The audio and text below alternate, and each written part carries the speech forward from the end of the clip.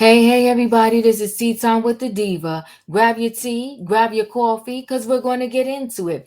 This tea time is dedicated to the young teenager who found herself in the car with her at the time boyfriend, who they was having a tumultuous relationship, and the boyfriend's friend. She decided, unfortunately, to, drive her car into a brick wall. The judge said she was hell on wheels and deliberately drove her car into that brick wall and it unalived two people. And as a result, she was sentenced to life in prison. Now, the irony in this story is the young man who was her boyfriend, his father said, listen, I don't think she should serve life in prison. I think that she needs some type of treatment, some type of help. He said she's young, she effed up, and her serving a life sentence is not going to bring my son back, and it's not really going to resolve anything. Said, yes, I'm hurt that my son is no longer here, but her going to prison for life, what is that going to do? And you know what? I commend this father because I really feel like he's better than me. And I preach forgiveness on this channel all the time, over and over and over again. And that father is a prime example of what forgiveness looks like. Because if you took my child's life, I'm not fighting your life sentence. Now, I may forgive you, but just because I forgive you don't mean you don't need to have your punishment. You took a life, you serve life. That's my thought on that. But listen, guys, let me tell you, before actually we get more into this story, let me go ahead and play this video. I want to play this video for y'all. Her actions were controlled, methodical, deliberate, intentional, and purposeful. This was not reckless driving. This was murder. 19-year-old Mackenzie Shirilla crying uncontrollably as the judge declared her guilty on multiple counts of murder in the deaths of her 20-year-old boyfriend Dominic Russo and his 19-year-old friend Davion Flanagan. She was convicted on all 12 charges she was facing, including those of felonious assault and aggravated vehicular homicide. She had a mission and she executed it with precision. The judge said Shirilla, who was 17 at the time of the crash, had morphed from a responsible driver with two passengers into, quote, literal hell on wheels down an obscure route that she had just visited a few days before, pushing the pedal to the floor, demanding an ultimate speed of 100 miles per hour. The intent was obvious upon seeing that video that there was only one goal, and the computer demonstrated that there was no attempt to slow down or stop, that it was full speed into a building. And said tragically, it cost two people their lives. The prosecution says Shirilla crashed the car in July 2022 to end her toxic and tumultuous relationship with Russo, and that Flanagan was just backseat cargo. Flanagan's mother telling us today she agrees with that take. We are just thankful that we feel justice was served today. There's not a day that goes by that we don't miss our son, and justice was served for him today. But honestly, there's no winners here. There's no winners here today. I feel so bad for that mom. So you got one father whose son is unalive that says, give her a break. You got the other mother whose son was alive that said, listen, justice was served. So we're going to get more into this story, guys, right after this.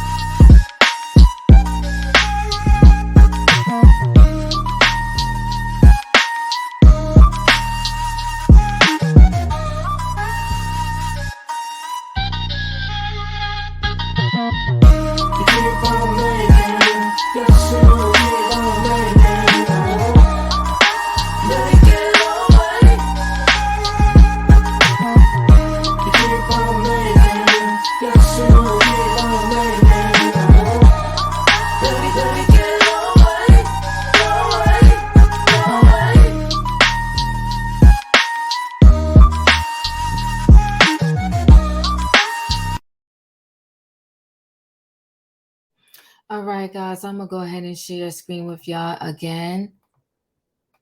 This is such a sad story. So the father of the 20-year-old murdered by girlfriend in a 100-mile-per-hour crash doesn't want life in prison for her, okay? So Frank Russo, 61, the father of Mackenzie Shirilla's boyfriend, Dominique Russo, doesn't support sending her to jail for life. So the Ohio teenager, Mackenzie Shirilla, may spend the rest of her life behind bars after the judge ruled she intentionally drove 100 miles per hour into a brick building, killing her boyfriend and his friend in a mission of death. That's what the judge said. The judge stuck it to her. But Frank Russo, 61, the father of her boyfriend Dominique Russo, 20, doesn't support sending Shirilla to jail for life. It's horrible for everybody. Yeah, I lost my son. It's hard on our family, but I don't want the rest of her life to be ruined. It isn't going to make me feel better, he told NBC News on Friday. The whole thing's just a shame, he added. Shirilla was 17 when she crashed into a building around 5:30 a.m. on July 31st, 2022. In Strongsville, Ohio, a Cleveland suburb. The passengers, Russo and Davion Flanagan, 19, were pronounced dead at the scene. She miraculously survived. Last week, a judge found Shirilla, now 19, guilty of 12 counts, including 4 counts of murder. After a 4-day bench trial, her sentencing is set for Monday. You know what I can't understand is, though, I don't know where the 4 counts of murder comes from. If anybody knows more about this story and you know why it's 4 counts of murder, not just 2, let me know. Shirilla faces a maximum sentence of life in prison with eligibility for parole after 32 years. Okay, the prosecutor office said. She's just a kid. Her family's destroyed too, father of the victim says. So this was the boyfriend right here, Dominique Russo, and this is his friend, or both their friends, I guess, Davion Flanagan. Frank Russo said the trial was difficult to go through as it unfolded around the same time as the 1-year anniversary of his son's death. He described his son as a go-getter who loved playing basketball and was driven.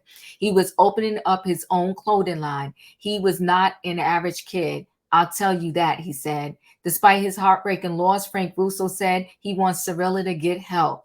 She's just a little kid. She effed up. She did a damn stupid thing, but now her parents are destroyed. Her family's destroyed too, he said. I wish there was a way she can get some kind of help, some kind of treatment. Frank Russo said he doesn't buy her claims that she doesn't remember the crash, though, because she claims that she didn't remember the crash. During the trial, the courtroom was shown a text Shirilla sent to Dominique's mother saying she didn't remember the crash and wanted to get hypnotized to recall it. Okay, an NBC affiliate reported. The text said, I remember turning onto the street and then my vision fades to black. It really kills me not being able to remember anything. I've been asking my therapist why I don't remember, and she said it's because of trauma, but I'm going to try to get hypnotized and make myself remember.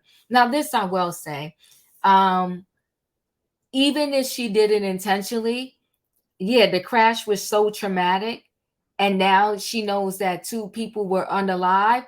Yeah, her brain could be blocking her from remembering every single detail because it is so tragic. And a split decision cost her everything and cost the lives of 2 people. Frank Russo said on her claim, I wish she would just tell us exactly what happened, and I'd be willing to reduce the sentence. Dominique's eldest sister of 7 siblings, Christina Russo, also said the trial was complicated for her family to endure. If we hadn't known her, if my brother hadn't loved her, it is more complicated, she told NBC News. I think I feel even worse if it had went the other way. It's not bringing him back. Nobody's happy. Justice was served when you do something intentionally. You have to pay for your actions. But at the same time, it's even more terrible now that it is in stone, that my little brother, his life was stolen, was taken intentionally, she added. While jail time may be hard, a hard sentence is more than the Russo family has left, Christina Russo said. Shirilla's family, they're all sad that she's going to be going to jail for a long time. All I have to say is that she's still breathing. They can call her. They can tell her they love her. I would consider them lucky. We're not, she said. She described her brother as a lover of fashion who from a young age was particular about his shoes and socks, and a doting uncle to her kids. In every picture, he's hugging and kissing the kids. He loved them so much, she said. He's already so missed. I would do anything to bring him back, really. It all sucks really bad. It really, really, he says, it's really, really though. The family of Davion Flanagan also feels the conviction is complex. Flanagan's mother, Jamie Flanagan, told the news after the verdict, there's not a day that goes by that we don't miss our son. And justice was served for him today. But honestly, there's no winners here. There's no winners here today. His father, Scott Flanagan, wrote on Facebook after closing arguments in the trial, we do not seek vengeance, only justice for our son, who was nothing more than an innocent passenger looking for a ride home. Oh my God, how sad is that? Judge Shirilla, the judge said Shirilla was hell on wheels. Shirilla cried in court and covered her mouth, seemingly in shock, when her verdict was read Monday. She was found guilty of 4 counts of felonious assault, 2 of aggravated vehicular homicide, 1 of drug possession, and 1 of possessing criminal tools, in addition to 4 counts of murder. Prosecutors argued that Shirilla had been increasingly violent and threatening in the weeks leading up to the crash, while the defense said the couple mutually fought and it could not be determined if Shirilla intentionally crashed the car. A key part of the case was surveillance video footage showing the moment Shirilla's vehicle zoomed into view and came to a roaring head-on crash into a building without braking. Woo! Okay, the county common pleas judge Nancy Margaret Russo gave scolding remarks, and she's not related. It just so happened that the judge's last name was Russo, and so was the family, right? Gave scolding remarks on the case and announcing the verdict. She morphs from a responsible driver to literal hell on wheels as she makes her way down the street, Russo said, saying Shirilla made a calculated decision to drive that morning when not many people would be around, on a route she visited a few days before and a route not routinely taken by her. An attorney for Shirilla declined comment. Family for Shirilla did not respond for a request for comment. This was so incredibly sad. I don't even know what else to say about this case.